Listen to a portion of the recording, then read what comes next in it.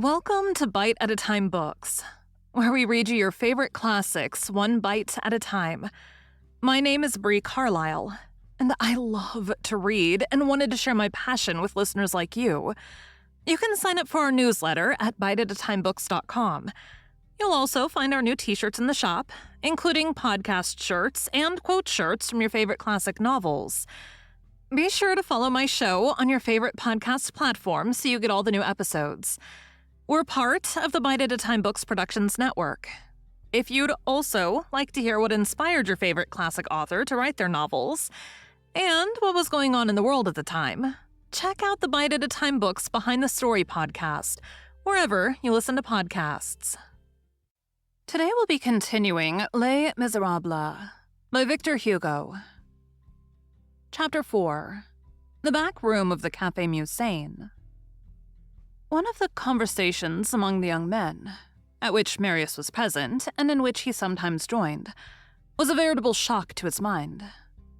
This took place in the back room of the Café Musain. Nearly all the friends of the ABC had convened that evening. The argand lamp was solemnly lighted. They talked of one thing and another, without passion and with noise, with the exception of Enjolras and Marius, who held their peace. All were haranguing rather at haphazard. Conversations between comrades sometimes are subject to these peaceable tumults. It was a game and an uproar as much as a conversation.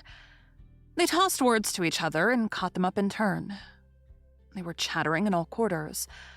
No woman was admitted to this back room except Loisin, the dishwasher of the cafe, who passed through it from time to time to go to her washing in the lavatory. Grantaire, thoroughly drunk, was deafening the corner of which he had taken possession, reasoning and contradicting at the top of his lungs and shouting, "I am thirsty. Mortals, I am dreaming that the ton of Heidelberg has an attack of apoplexy, and that I am one of the dozen leeches which will be applied to it. I want a drink. I desire to forget life.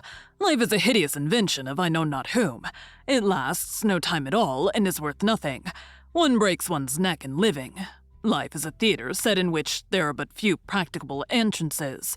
Happiness is an antique reliquary, painted on one side only. Ecclesiastes says all is vanity. I agree with that good man who never existed, perhaps. Zero, not wishing to go stark naked, clothed himself in vanity. Oh, vanity, the patching up of everything with big words. A kitchen is a laboratory. A dancer is a professor. An acrobat is a gymnast. A boxer is a pugilist. An apothecary is a chemist. A wig maker is an artist. A hodman is an architect. A jockey is a sportsman. A woodlouse is a terebranch. Vanity has a right and a wrong side.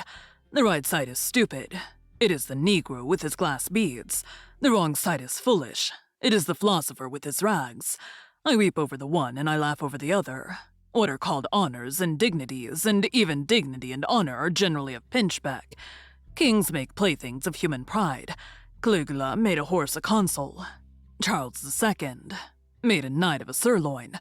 Wrap yourself up now, then, between consul and Cadius, and baronet roast beef. As for the intrinsic value of people, it is no longer respectable in the least. Listen to the panegyric which neighbor makes of neighbor. White on white is ferocious. If the lily could speak, what a setting down it would give the dove. A bigoted woman prating of a devout woman is more venomous than the asp and the cobra. It is a shame that I am ignorant. Otherwise, I would quote to you a mass of things. But I know nothing. For instance, I've always been witty. When I was a pupil of Gross, instead of daubing wretched little pictures, I passed my time in pilfering apples. Rapine is the masculine of rapine. So much for myself. As for the rest of you, you're worth no more than I am. I scoff at your perfections, excellencies, and qualities. Every good quality tends towards a defect. Economy borders on avarice. The generous man is next door to the prodigal. The brave man rubs elbows with the braggart. He who says very pious says a trifle bigoted. There are just as many vices in virtue as there are holes in Diogenes' cloak. Whom do you admire? The slain or the slayer? Caesar or Brutus? Generally, men are in favor of the slayer. Long live Brutus, he is slain. There lies the virtue. Virtue granted, but madness also. There are queer spots on those great men. The Brutus who killed Caesar was in love with the statue of a little boy. This statue was from the hand of the Greek sculptor Stronglion. who also carved that figure of an Amazon known as the Beautiful Leg, Euonymus, which Nero carried with him in his travels. This strong man left but 2 statues, which placed Nero and Brutus in accord. Brutus was in love with the one, Nero with the other. All history is nothing but wearisome repetition. One century is the plagiarist of the other. The Battle of Marengo copies the Battle of Pydna. The Tolbiac of Clovis and the Austerlitz of Napoleon are as like each other as 2 drops of water. I don't attach much importance to victory. Nothing is so stupid as to conquer. True glory lies in convincing. But to try to prove something, if you are content with success, what mediocrity, and with conquering, what wretchedness. Alas, vanity and cowardice everywhere. Everything obeys success, even grammar. Si vole usus, says Horace. Therefore, I disdain the human race. Shall we descend to the party at all? Do you wish me to begin admiring the peoples? What people, if you please? Shall it be Greece? The Athenians, those tyrants to such an extent that Encephorus said of Pisistratus, his urine attracts the bees.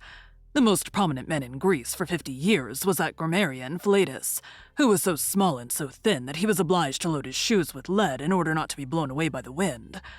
There stood on the great square in Corinth a statue carved by Selenian and catalogued by Pliny. This statue represented Ephistoles. What did Ephistoles do? He invented a trip. That sums up Greece in glory. Let us pass on to others. Shall I admire England? Shall I admire France? France? Why? Because of Paris? I have just told you my opinion of Athens. England? Why? Because of London? I hate Carthage. And then London, the metropolis of luxury, is the headquarters of wretchedness. There are 100 deaths a year of hunger in the parish of Charing Cross alone, such as Albion. I add, as the climax, that I have seen an Englishwoman dancing in a wreath of roses and blue spectacles. A fig, then, for England. I do not admire John Bull. Shall I admire Brother Jonathan? I have but little taste for that slave-holding brother. Take away time as money. What remains of England? Take away cotton as king. What remains of America? Germany is the lymph. Italy is the bile. Shall we go into ecstasies over Russia? Voltaire admired it. He also admired China. I admit that Russia has its beauties, among others, a stout despotism, but I pity the despots. Their health is delicate. A decapitated Alexis, a poignarded Peter, a strangled Paul, another Paul crushed flat with kicks, divers Ivans strangled with their throats cut, numerous Nicholases and Basils poisoned. All this indicates that the palace of the emperors of Russia is in a condition of flagrant insalubrity. All civilized peoples offer this detail to the admiration of the thinker. War. Now, war. Civilized war. Exhausts and sums up all the forms of Ruffianism. From the brigandage of the Trebuceres in the gorges of Mount Jaxa, to the marauding of the Comanche Indians in the Doubtful Pass. Bah, you will say to me, but Europe is certainly better than Asia.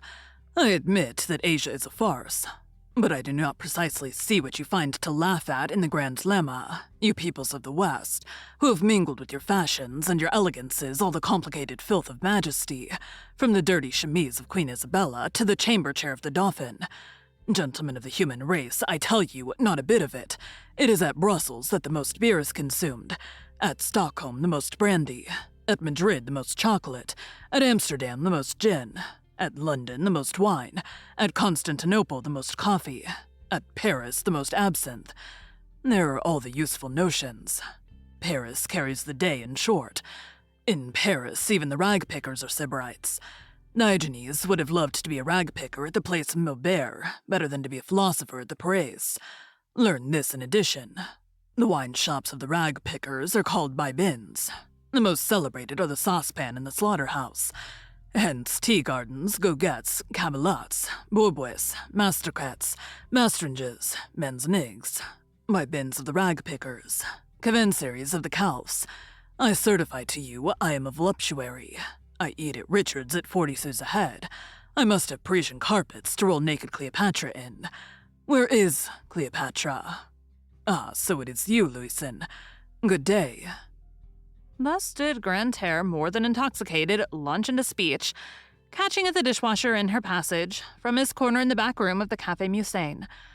Bossuet, extending his hand towards him, tried to impose silence on him. And Grantaire began again, worse than ever. Aigle de Mu, down with your paws. You produce on me no effect with your gesture of Hippocrates refusing our taxis, bric-a-brac. I excuse you from the task of soothing me. Moreover, I am sad. What do you wish me to say to you? Man is evil, man is deformed, the butterfly is a success, man is failure. God made a mistake with that animal. A crowd offers a choice of ugliness. The first comer is a wretch. Femme. Woman rhymes with infame, infamous. Yes, I have the spleen, complicated with melancholy, with homesickness, plus hypochondria. And I am vexed, and I rage, and I yawn, and I am bored, and I am tired to death, and I am stupid. Let God go to the devil. Silence, then, capital R, resumed Beausset, who was discussing a point of law behind the scenes, and who was plunged more than waist-high in a phrase of judicial slang, of which this is the conclusion. And as for me, although I am heartily a legist, and at the most an amateur attorney, I maintain this, that in accordance with the terms of the customs of Normandy at Saint Michel, and for each year an equivalent must be paid to the profit of the lord of the manor, saving the rights of others, and by all, several of the proprietors, as well as those seized with inheritance. And that for all emphases, leases, freeholds, contracts of domain, mortgages— Echo plaintive nymph, hummed Grantaire. Near Grantaire, an almost silent table, a sheet of paper, an inkstand, and a pen between two glasses of brandy, announced that a vaudeville was being sketched out.